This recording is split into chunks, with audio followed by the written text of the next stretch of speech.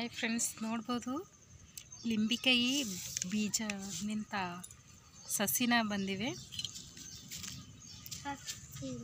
ಲಿಂಬಿಕಾಯಿ ರಸನ ಹಿಂಡಿದ್ದೀವಲ್ಲ, ಅದು ಬೀಜ ಉಳಿದಿವಲ್ಲ ಅದು ತಂದು ಹಾಕಿದ್ವಿ. ಸುಮ್ಮನೆ ನಾರ್ಮಲಾಗಿ ಹಾಕಿದ್ದೀವಲ್ಲ, ಈ ಥರ ಸಸಿ ಬಂದಿವೆ. ಬಹಳಷ್ಟು ಇದ್ದಿವೆ.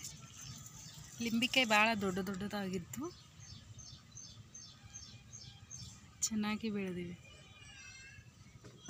ಇನ್ನೂ ಸ್ವಲ್ಪ ಎತ್ತರ ಆದಮೇಲೆ ಕಿತ್ತಿ ಬೇರೆ ತಲೆ ಹಚ್ತೀವಿ.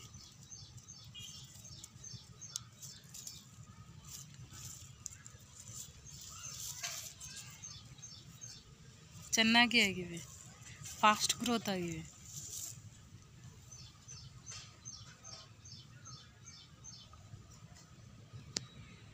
ಸುಮ್ಮನೆ ಹಾಕಿದ್ವಿ, ಆತವೇನಿಲ್ಲ ಅಂಥೇಳಿ. ಆದರೆ ಆಗ ಲಿಂಬೆ ಹಣ್ಣಿನ ಸಸಿ.